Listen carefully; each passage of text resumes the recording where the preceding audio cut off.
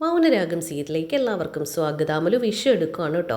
ഒരു ദുരന്തം കഴിഞ്ഞു, അതിനേക്കാൾ വലിയ ദുരന്തവുമായിട്ടാണ് ഞാനായിട്ടുണ്ടാക്കി വെച്ചിരിക്കുന്നത്. അവൻ്റെ കുഞ്ഞാണ് എൻ്റെ വയറ്റിൽ.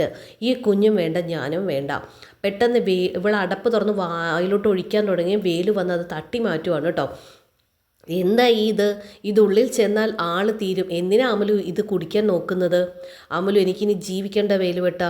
ഞാൻ നിങ്ങളെ എല്ലാവരെയും വഞ്ചിച്ചില്ലേ?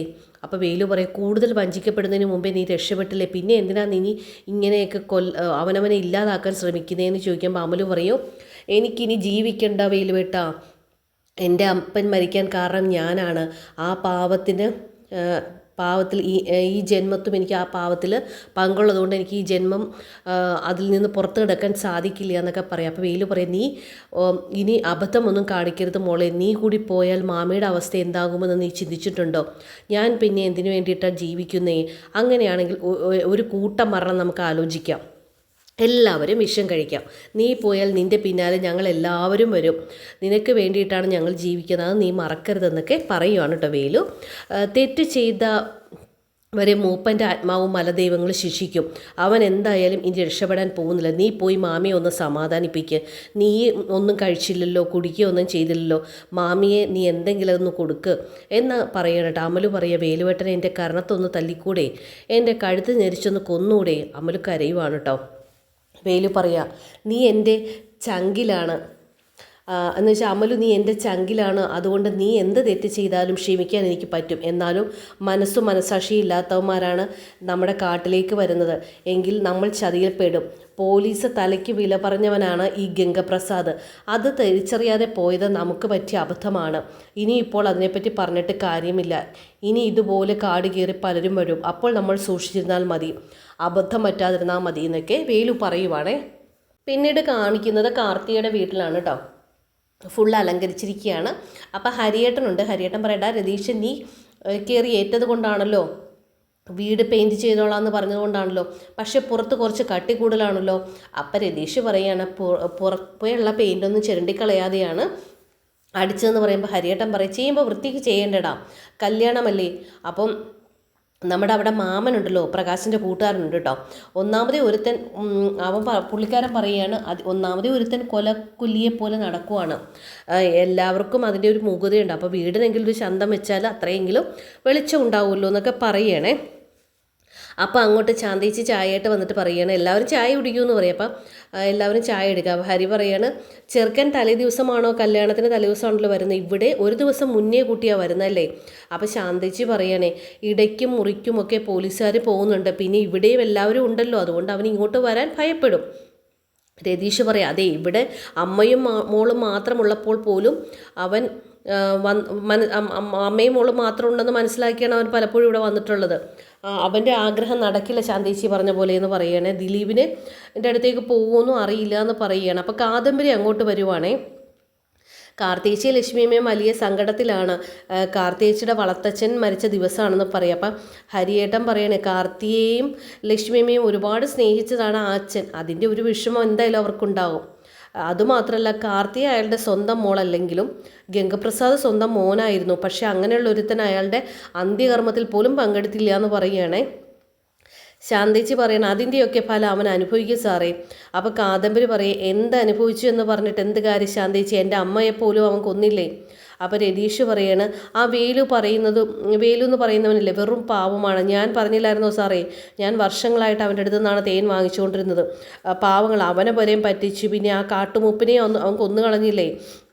അവൻ എത്ര ക്രിമിനലാണെന്ന് പറഞ്ഞാൽ അവനെ നമുക്ക് ആർക്കും ഭയമില്ലാതാക്കിയത് അവൻ തന്നെയാണ്.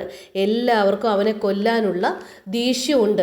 ഇനി ആർക്കാണാവോ ആ ഭാഗ്യം കിട്ടുക എന്നൊക്കെ പ്രകാശിൻ്റെ കൂട്ടുകാരൻ പറയാണ് കേട്ടോ. അപ്പോൾ കാദംബരി പറയാണ്, അതാ അവൻ വീട്ടിൽ കയറിയപ്പോൾ അവനെ വെടിവെക്കാൻ കാർത്തികേച്ചിയുടെ കൈ വിറയ്ക്കാതിരുന്നത്. അവർ ഈ നാട്ടിൽ വരുമ്പോൾ അവർക്ക് ഏറ്റവും കൂടുതൽ ഭയമുള്ള ആൾ ഗംഗപ്രസാദ് മാത്രമായിരുന്നു. ഇപ്പം അതൊക്കെ ഇല്ലാതായി. കാർത്തികേച്ചിയുടെ കല്യാണം എന്ന് പറയുമ്പോൾ ഗംഗപ്രസാദിനെ സംബന്ധിച്ചിടത്തോളം അവന് മരിക്കുന്നതിന് തുല്യമാണ്. അതുകൊണ്ട് അവൻ ഇവിടെയോ ദിലീപേട്ടൻ്റെ വീട്ടിലോ വരാൻ സാധ്യതയുണ്ട്. എന്തായാലും ഏതെങ്കിലും ഒരു വീട്ടിൽ ഉറപ്പായിട്ട് അവൻ എത്തിയിരിക്കുമെന്ന് പറയാം. അപ്പോൾ രതീഷ് പറയാം, ഒരു ബന്ധം നടക്കുമ്പോൾ മറ്റൊരു ബന്ധം മുറിയും. ദിലീപും കാർത്തിയും ഒന്നിക്കുമ്പോൾ ഗംഗപ്രസാദിൻ്റെ കഥ കഴിയും. അതായിരിക്കും ഈ കല്യാണത്തിന് സംഭവിക്കാൻ പോകുന്നത്. കാർത്തികയും ലക്ഷ്മിയമ്മയും കല്യാണിയൊക്കെ കൂടി ഇരുന്നിട്ട് ഓർണമെൻറ്റ്സ് നോക്കുകയാണ് കേട്ടോ. അപ്പോൾ ലക്ഷ്മിയമ്മ ഇങ്ങനെ ഓരോന്ന് തുറന്ന് കാണിച്ചു കൊടുക്കുമ്പോൾ ചിരിച്ചുകൊണ്ട് കല്യാണി ഇങ്ങനെ എടുത്തിട്ട് പറയണേ നല്ല ഫാഷനാണല്ലോ, കൊള്ളാമല്ലോ എന്ന് പറയുവാണ്. അപ്പോൾ ലക്ഷ്മിയമ്മ പറയണേ ഇത് പഴയ ഫാഷനാണ്, ഇത് മോളുടെ അച്ഛൻ എനിക്ക് വാങ്ങി തന്നതാണ്, അതുകൊണ്ടാണ് ഇത് കൊടുക്കാതിരുന്നതെന്ന് പറയുവാണേ. മൂർത്തീസ് ജ്വല്ലറിലാണ് ഏറ്റവും കൂടുതൽ കളക്ഷൻ എന്ന് കല്യാണി പറയണേ. പക്ഷെ അവർ പോലും പഴയ സ്വർണ്ണങ്ങൾ മാറ്റി വാങ്ങാൻ സമ്മതിക്കാറില്ല എന്ന് പറയണം. പഴയ സ്വർണ്ണത്തിന് അതിൻ്റേതായ മൂല്യം ഉണ്ടെന്നൊക്കെ പറയുവാണേ.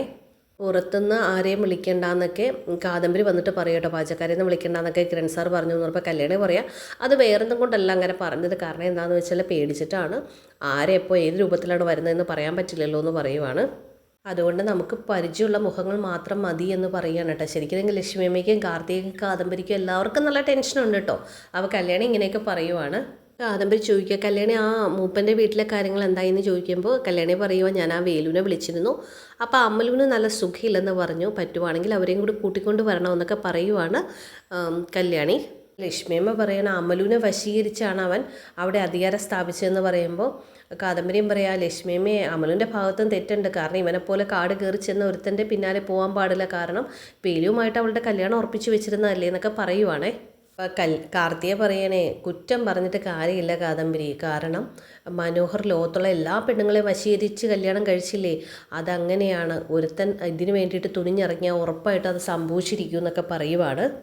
കാർത്തിക പറയുവാണ് കാദംബരിയോട്, ആണിനെ കാണാൻ കൊള്ളാവുന്നൊരു മുഖവും സംസാരിക്കാനുള്ള കഴിവും ഉണ്ടെങ്കിൽ ആരെ വേണമെങ്കിലും പാട്ടിലാക്കാൻ സാധിക്കും എന്നൊക്കെ പറയുകയാണ് കേട്ടോ. പ്രത്യേകിച്ച് ഗംഗപ്രസാദ് ആകുമ്പോൾ അവൻ വിളഞ്ഞു വിത്ത്, അവൻ ഏത് തരയുടെയും അവൻ്റെ കാര്യം നേടിയെടുക്കുമെന്ന് പറയുവാണ് കാർത്തിക.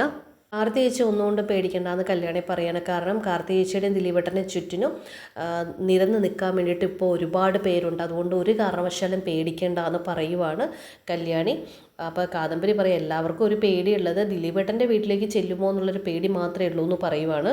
അതിനുള്ള സാധ്യത കൂടുതലാണെന്ന് കാർത്തിക പറയുകയാണ് കേട്ടോ. അപ്പം നമ്മൾ കാരണം ദിലീപേട്ടൻ എന്തെങ്കിലും അപകടം സംഭവിക്കുമോ എന്നുള്ളൊരു ഭയം മാത്രമേ നമുക്ക് എല്ലാവർക്കും ഉള്ളൂ എന്ന് പറയാം. അപ്പോൾ കല്യാണി പറയുക, ചേച്ചി അങ്ങനൊന്നും വിചാരിക്കേണ്ട, ഒരു ആപത്തും വരുത്താതെ നമ്മൾ ഈ കല്യാണം ഭംഗിയായി നടക്കും, എന്നാൽ മാത്രമേ നമുക്ക് ഗംഗപ്രസാദിനിട്ടൊരു കൊട്ടു കൊടുക്കാൻ സാധിക്കുള്ളൂ. കാരണം ഇത്രമാത്രം ദുഷ്ടത്തരം ചെയ്ത് കാട്ടിൽ പോയി ദുഷ്ടത്തരം ചെയ്തു, ഇവിടെ കല്യാണിയുടെയും കാദംബരിയുടെ അമ്മയെ കൊന്നു, അങ്ങനെ എന്താ പറയുക, പോലീസ് തലയ്ക്ക് വില പറഞ്ഞിരിക്കുന്ന ഇവനെ പോലുള്ളൊരു ക്രൂവലിന് ശരിക്കും കൊടുക്കാൻ പറ്റുന്ന ഒരു അടി എന്ന് പറയുന്നത് അവനെ ഏറ്റവും ഭയപ്പെടുന്നൊരു കാര്യമാണ് കാർത്തികയുടെ കല്യാണം എന്ന് പറയുന്നത്. അപ്പോൾ ആ കല്യാണം നടക്കുക എന്ന് പറയുമ്പോൾ ഗംഗപ്രസാദിന് ഏറ്റവും കൂടുതൽ വേദനയായിരിക്കും. ചിലപ്പോൾ അതോടെ അവൻ ഇതെല്ലാം അവസാനിപ്പിച്ചു എന്നും വരും. അപ്പോൾ ഇന്നത്തെ എപ്പിസോഡ് അവസാനിക്കുകയാണ്. അപ്പോൾ വീഡിയോ ഇഷ്ടപ്പെട്ട എല്ലാ കൂട്ടുകാരും തീർച്ചയായിട്ടും വീഡിയോ ഒന്ന് ലൈക്ക് ചെയ്യുക, ഷെയർ ചെയ്യുക, സബ്സ്ക്രൈബ് ചെയ്യുക. അടുത്ത എപ്പിസോഡിൽ കാണാം. അടുത്ത എപ്പിസോഡിൽ എന്തൊക്കെയായിരിക്കും നമുക്ക് കണ്ടറിയാം.